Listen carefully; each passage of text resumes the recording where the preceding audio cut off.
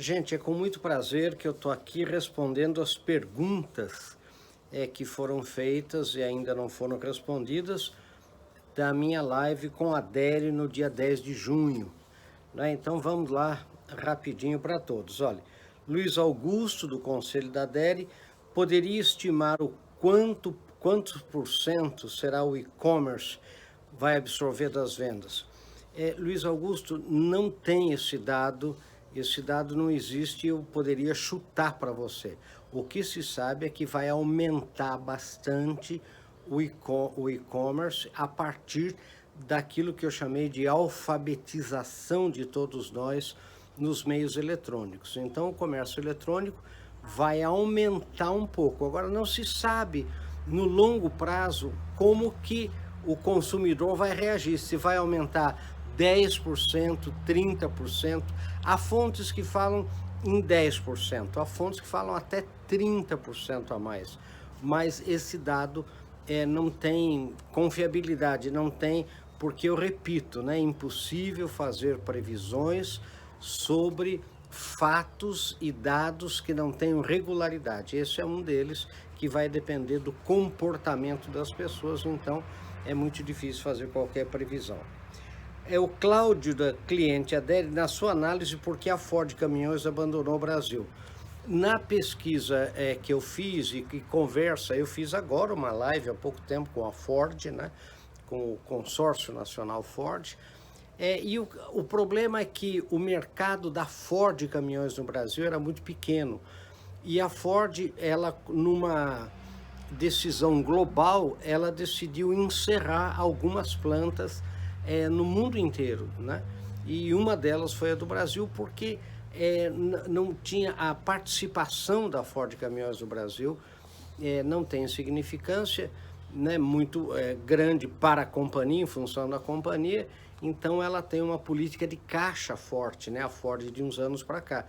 Então ela tem que enxugar mesmo plantas que não sejam rentáveis, né? E com a possibilidade da abertura, né, cada vez maior das importações no Brasil, então a decisão foi essa, não foi nenhuma coisa assim contra, né, o Brasil em si, foi contra no sentido de que o mercado da Ford Caminhões no Brasil era muito pequeno mesmo, né? Então, Nilson Santana, representante Adele, li uma matéria recente de que uma montadora francesa estaria prestes a sair do Brasil face aos altos impostos. Qual a sua opinião, já que pelos slides apresentados, os investidores querem vir para o Brasil? Olha, eu não tenho conhecimento dessa francesa. O que acontece muito, gente, deixa eu explicar para vocês, é que essas montadoras todas, elas fazem, né? Eu já vi fazer isso, né? A gente mesmo já fez, às vezes, algumas declarações para pressionar o governo para dar atenção àquele setor. Então, realmente, né, os impostos no automóvel brasileiro comparado com os Estados Unidos e Europa são muito elevados. E eles fazem sempre essa pressão para que o governo dê maior atenção ao setor automotivo. Mas agora, com esse novo projeto, né, do setor automotivo, eu não ouvi falar de nenhuma empresa querendo sair do Brasil por causa disso, né? Então, aí o Luiz Moraes, também representante Adélio, o que o senhor acha da entrada das empresas chinesas do Brasil, a compra da TV Bandeirantes, interesse no aeroporto de Campinas, nas estradas brasileiras, e a privação do Banco do Brasil? Bancos chineses são os principais interessados, mesmo com lucro recorde. Vale a pena para o Brasil privatizar o Banco do Brasil, dos maiores bancos mundiais? Luiz, o governo brasileiro já declarou, né, o presidente já declarou, né, já declarou o Paulo Guedes, que o Banco do Brasil e a Caixa Econômica não serão privatizadas, né? Então isso já está fora de qualquer cogitação, pelo menos no atual governo, segundo a declaração deles, né?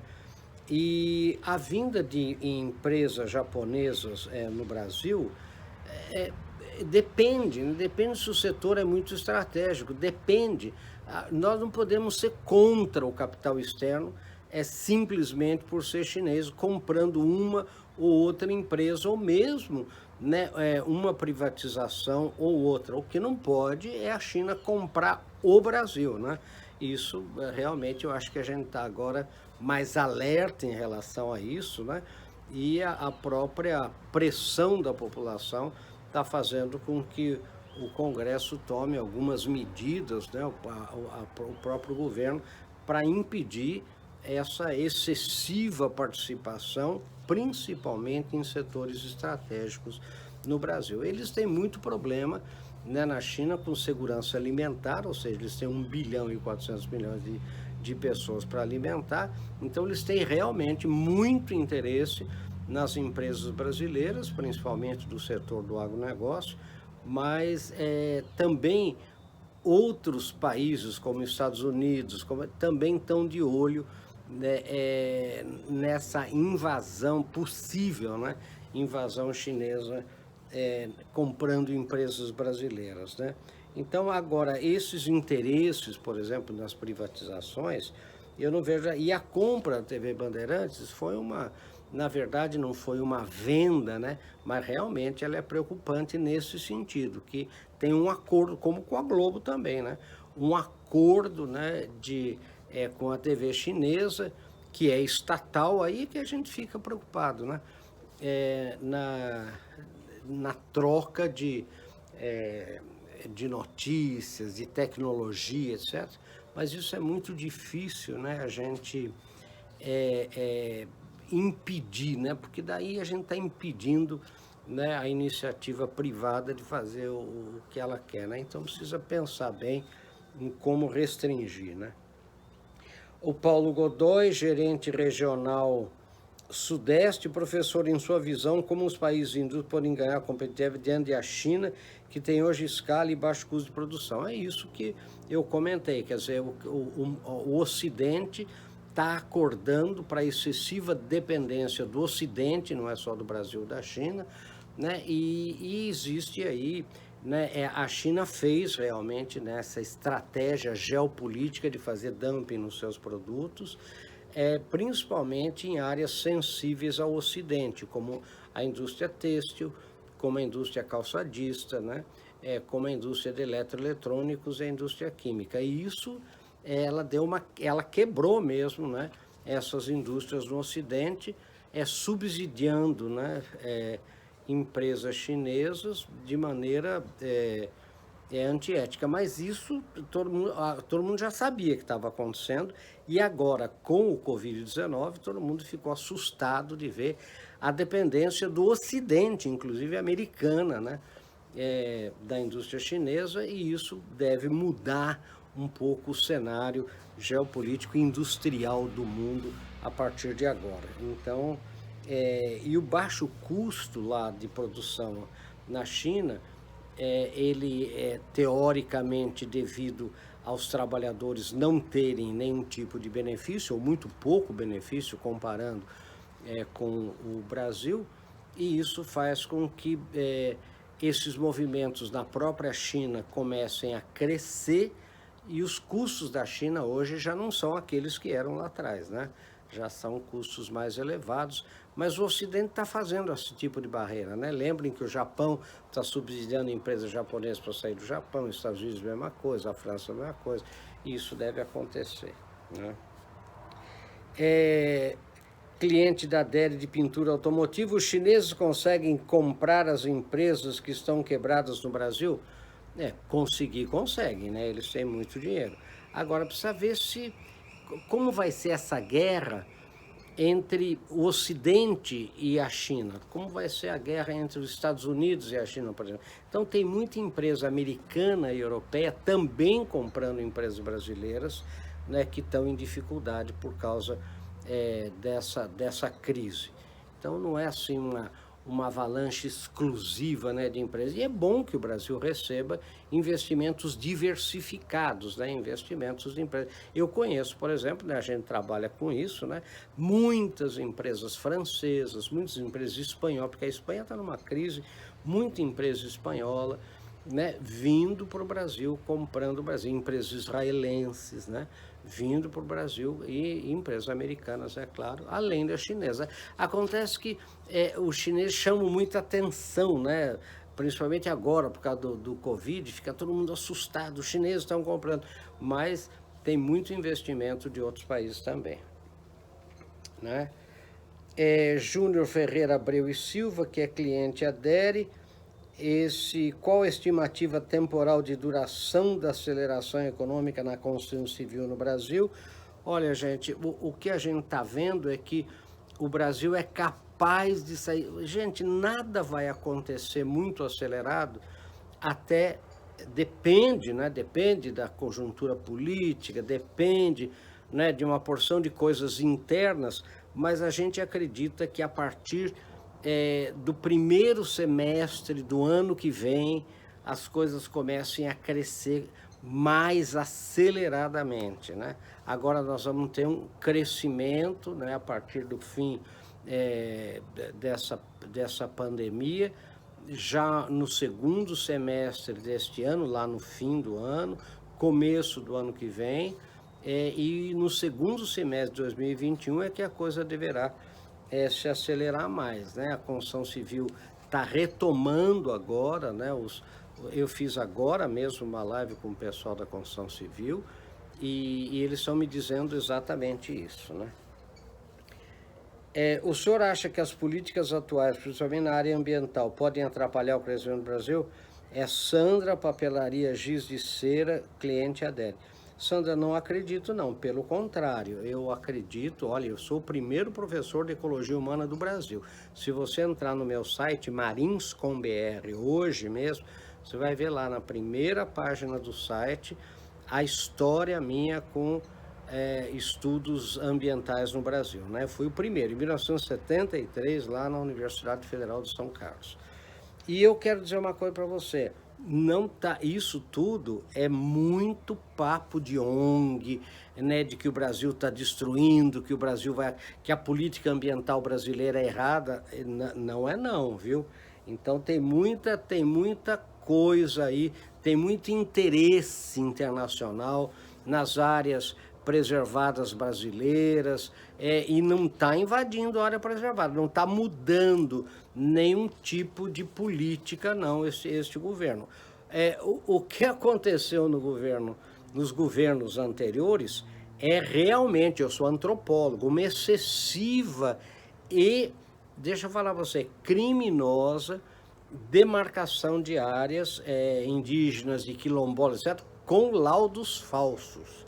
Né? Eu mesmo, como antropólogo, fui N vezes convidado a dar laudos, querendo me pagar um dinheirão aí, né, para dar laudos falsos de áreas que seriam quilombolas, que seriam, porque precisa de um laudo antropológico. Né? Então, eu acho que a gente não precisa se preocupar muito com essa área, não. Eu acho que ela está bem conduzida. Agora, e acontece que o mundo quer que o Brasil não tenha a qualidade e quantidade da produção agroindustrial que tem, né? A agropecuária que tem. Então o mundo faz uma campanha difamatória, dizendo, por exemplo, que o Brasil exporta veneno, tudo que não é mentira. O Brasil é o 58º país do mundo, né, em uso de agrotóxicos, para vocês terem uma ideia, né? Quilo na alimentação mesmo, dados da ONU, né? E o 44º consumidor. Então você vê que a gente exporta para 160 países, né, que tem rígidos controles sanitários. Então tudo isso é muito, né, tem que ver o que está por trás de tudo isso, né? Então aqui tem uma outra, né, mais compridinha, deixa eu ver de quem que é deixa eu ver aqui, é do Denis Rodrigues, gerente de indústria. Pensando somente no comportamento humano, como você espera que será o comportamento do consumidor a curto prazo? Ele será cauteloso? Irá com gana às compras? Irá gastar o pouco do dinheiro em encontros sociais? O que podemos prever pensando no comportamento do ser humano após ter passado, né, um isolamento como esse. Olha, deixa eu explicar o que é que a gente está estudando disso daqui, Denis. Olha, né, que é o gerente da indústria. Vai haver agora, né, um surto de consumo. Este Natal é capaz de ser um Natal bom, né, melhor do que, inclusive, do ano passado, mas também o cliente vai ser mais seletivo, né? O consumidor aprendeu, ele ficou com medo, né? Então, esse medo do coronavírus faz com que o ser humano fique mais cauteloso, né, em relação ao futuro. Agora, ele também, nesse período, como ele gastou menos, né, eu estou falando quem não perdeu o emprego, né, quem tem alguma renda, né, quem conseguiu se manter. Então, pode ser que ele saia um pouco mais, vamos dizer assim, com um pouco mais de volúpia às compras. Mas eu não acredito, não. Eu não acredito porque a economia desceu muito, né? A economia perdeu, no mínimo, né? O mínimo que se fala hoje é 5, 6% de perda de PIB, né? Isso é o mínimo que se fala. Tem gente que fala em 10, tem gente que fala em 8, né? Tem pessoal, economista, que fala isso. Agora, então, não acredito. Eu acho que o que vai acontecer daqui para frente com o ser humano é que ele vai ficar mais cauteloso, ele vai peneirar mais. Vai demorar um pouco para que essa crise saia da cabeça dele e ele volte a consumir. E ele sabe, né, que houve muito desemprego, que vai ter muita dificuldade. Agora depende do comportamento da economia, né? Lembre que economia é ciência do comportamento, não é ciência exata, né? Ciência exata é econometria, né? Então depende do comportamento. Mas o que os estudos mostram, Denis, é que ele vai estar mais cauteloso, então não vai entrar assim. Algumas áreas pode ser que entre com mais volúpia, né, no consumo, mas na maioria não.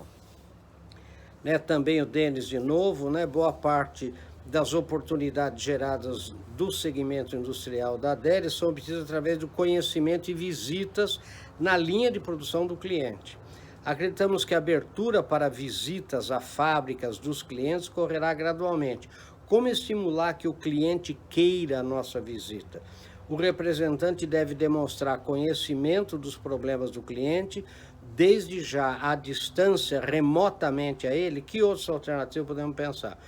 Denis, tem razão, olha, não adianta, se o representante de vocês não conhecer o cliente, porque agora a gente, vocês podem reparar que tudo que eu falo se resume a estudar cliente, né? Para aquele projeto cliente, é estudar cliente. Não tem mais tamanho único em vendas, né? Tudo alfaiataria, quer dizer, eu tenho que saber o que você quer, como você pode pagar, como eu posso me comprometer mais com o seu sucesso, tem que sentir isso, né? Todos nós estamos numa peneira, as indústrias todas, né, as empresas todas estão fazendo trabalho, né, de BI, de Business Intelligence, no sentido de conhecer melhor os seus clientes, para poder produzir customizadamente aquilo que o cliente realmente valorize e, portanto, pague.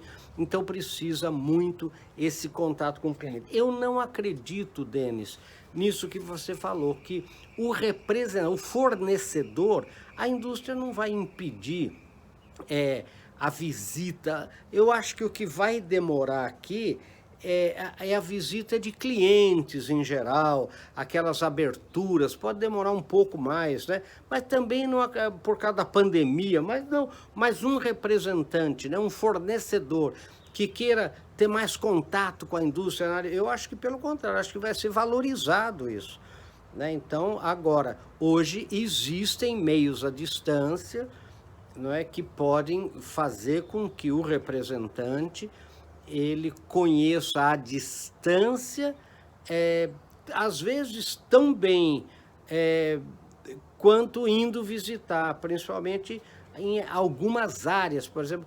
O que eu acho é assim, gente, o que pode ser obtido de dados à distância, não vá lá, vamos dizer, tomar o tempo do seu cliente, você que é fornecedor, né? Você que é representante de fornecedor.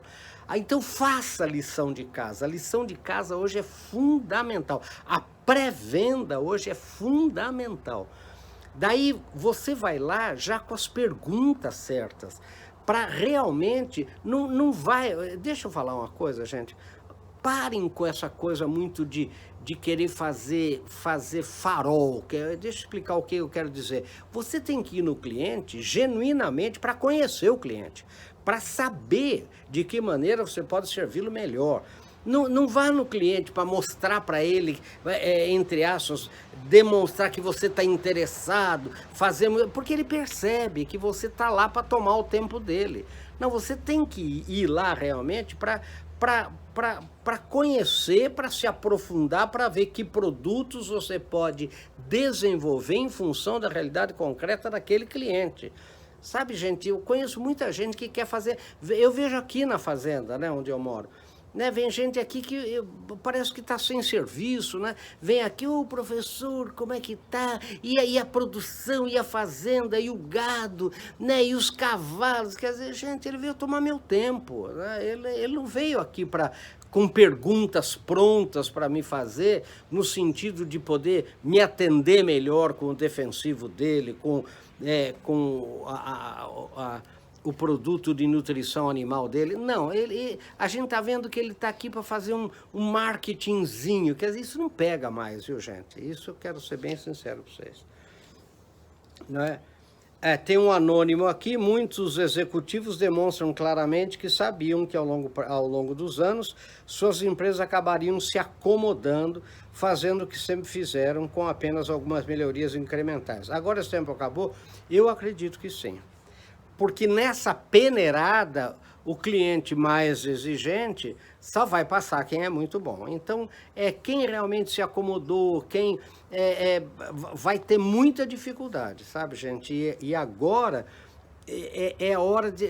Sabe o que eu acredito, gente? Agora tem que ser mais sério, sabe? Todo mundo tem que ser mais sério, sabe? Todos nós temos que ser mais sérios, sabe? O tempo sabe, do jeitinho, da acomodação, né? Eu acho que ele está acabando, né? Ele está acabando. Então, assim como tá acabando aquela coisa de eu conquistar cliente com base em propina, em favores, né? Em fazer... Isso está acabando, né? Ah, mas não acabou. Não acabou, mas está acabando. Né? Aquela coisa, por exemplo, que você podia ter desperdícios, né? Custos elevados na sua empresa, fazer firula com o cliente, isso tudo está acabando, né? Está acabando. Né? Por quê? Porque os tempos mudaram mesmo. Então tem razão aqui, né? O anônimo aqui, né? Eles sabiam que deviam fazer e não fizeram, acharam que não precisavam. E agora estão sentindo o calor, né? Porque a peneirada está sendo mais... e o cliente não é bobo, gente. Não se iludam isso, né? Cliente não é bobo. A gente não joga dinheiro para a janela, não. Né? Ele quer se juntar a parceiros que realmente sejam comprometidos com ele, no sentido de que, genuinamente, não só de blá blá blá, essas coisas todas. Qual a sua visão sobre a importância dos representantes comerciais para a indústria após o coronavírus? O Anderson, cliente adere. Deixa eu falar, o Brasil é grande demais, né? Eu falei isso, acho que no final lá no dia 10, né? O Brasil é grande demais, o Brasil precisa de representantes, né? Lembre que o Brasil é maior que a Europa inteira, né?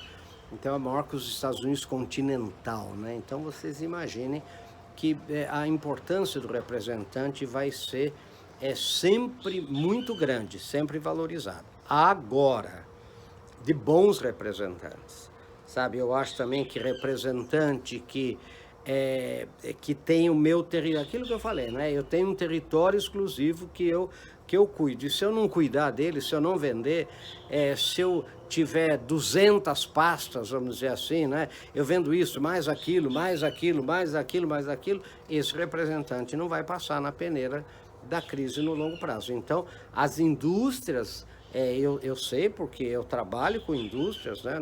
Não conheço o caso específico da Adere, mas elas estão permanentemente reavaliando os seus representantes, né? Permanentemente, né? E às vezes dividindo territórios, às vezes, sabe, porque também a acomodação não pode ser permitida, porque você, se você é responsável por aquela área, você está comprometendo o sucesso da minha indústria, sendo um representante ineficaz lá na ponta, né? Então tem que lembrar isso, não é? Então, o representante Adere também fala-se muito em um atendimento ao cliente virtual neste momento, pois nós representamos, corremos muito risco em nossas viagens com o Covid. Entendo que nada substitui o atendimento presencial, mas por hora, na sua opinião, o atendimento virtual é o caminho? Claro. É claro que é o caminho, né, Max? Quer dizer, se você... o que você não pode é se afastar do cliente, o que você não pode é se ausentar do cliente, o que você não pode é sair do coração, da mente do cliente. Por quê? Porque o seu concorrente vai ocupar esse espaço.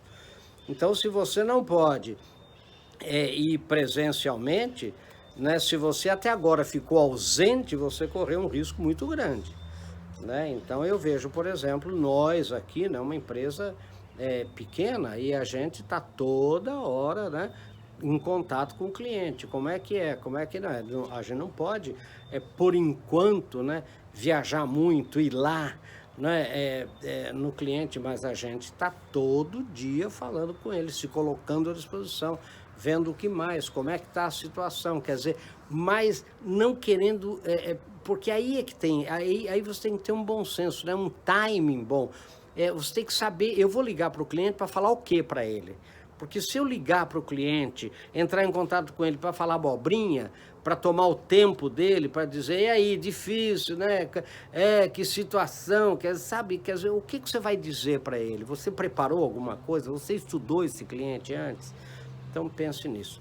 Então, gente, o tempo, né, do mais ou menos, né? O tempo, eu acho que está realmente acabando.